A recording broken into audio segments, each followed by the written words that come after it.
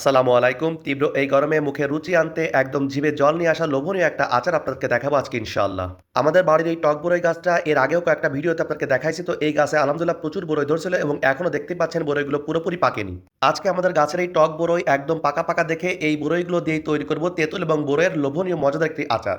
আম্মু আলহামদুলিল্লাহ অনেক লোভনীয় এবং মজাদার আচার তৈরি করতে পারে। আজকে আপনাদেরকে দেখাবো এই টক বরই এবং তেঁতুল দিয়ে খুবই লোভনীয় মজাদার একটি আচার। প্রথমে কড়াইতে আমাদের ঘানি ভাঙা খাঁটি সরিষার তেল আমরা অনেকটা পরিমাণে দিয়ে দিলাম এবং এই তেলের ভিতরে ২টা শুকনা মরিচ এবং পাঁচফোড়ন দিয়ে ভালো করে এখন নেড়ে নিব। হালকা একটু ভাজা হয়ে গেলে আমরা এখন এর ভিতরে দিয়ে দেব আমাদের এই আচারের অন্যতম উপকরণ পাকা বরই।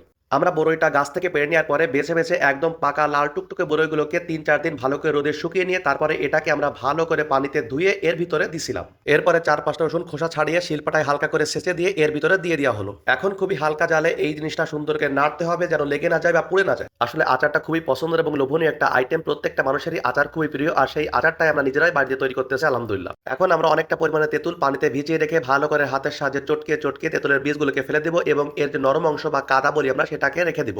এই তেঁতুলটা প্রচন্ড পরিমাণে টক আর টক হওয়ার কারণে এতে প্রচুর পরিমাণে চিনিও লাগবে। এখন আমরা কড়াইতে পরিমাণ মতো চিনি দিলাম, যে যেমন মিষ্টি খাবে সে তেমন চিনিটা এখানে ইউজ করবেন। যেহেতু আমাদের এই তেঁতুলটা প্রচন্ড পরিমাণে টক ছিল তাই আমরা একটু চিনির পরিমাণ বেশি দিলাম। চিনি দেওয়ার পরে আমরা এখন পরিমাণ মতো একটু লবণ দিয়ে দিচ্ছি। এরপর এটাকে সুন্দর করে ভালো করে আমরা নাড়তে থাকবো। এখন আমরা তেঁতুলের যে গাদ তৈরি করেছিলাম সেটাকে এর ভিতরে ঢেলে দিয়ে সুন্দর করে এখন নাড়তে থাকবো। আমাদের আচার তৈরির সবগুলো উপকরণ দেওয়া কমপ্লিট। এখন এটাকে হালকা জালে আমরা নাড়তে থাকবো এবং যতক্ষণ পর্যন্ত আচারটা না মজে ততক্ষণ পর্যন্ত এখানে নাড়তেই থাকতে হবে। সবশেষ আচারটা যেন একটু বেশি থাকে এজন্য আমরা হালকা একটু ভিনেগার দিয়ে দিলাম। আমাদের সবগুলো উপকরণ দেওয়া কমপ্লিট এবং আচারটাও আলহামদুলিল্লাহ তৈরি হয়ে গেছে। আমাদের এই লোভনীয় তেঁতুল এবং বরইয়ের আচারটা কেমন লাগলো আপনারা অবশ্যই কমেন্টসের মধ্যে জানাবেন এবং যদি নতুন হয়ে থাকেন তাহলে অবশ্যই চ্যানেলটিকে সাবস্ক্রাইব করবেন এবং পেজটিকে ফলো দিয়ে অবশ্যই পাশে থাকবেন। তো আজ এ পর্যন্তই, দেখা হবে আগামীকাল নতুন কোনো ভিডিওতে ইনশাআল্লাহ। ততক্ষণ পর্যন্ত সবাই ভালো থাকবেন, সুস্থ থাকবেন। দেখা হবে আগামীকাল। আসসালামু আলাইকুম ওয়া রাহমাতুল্লাহ।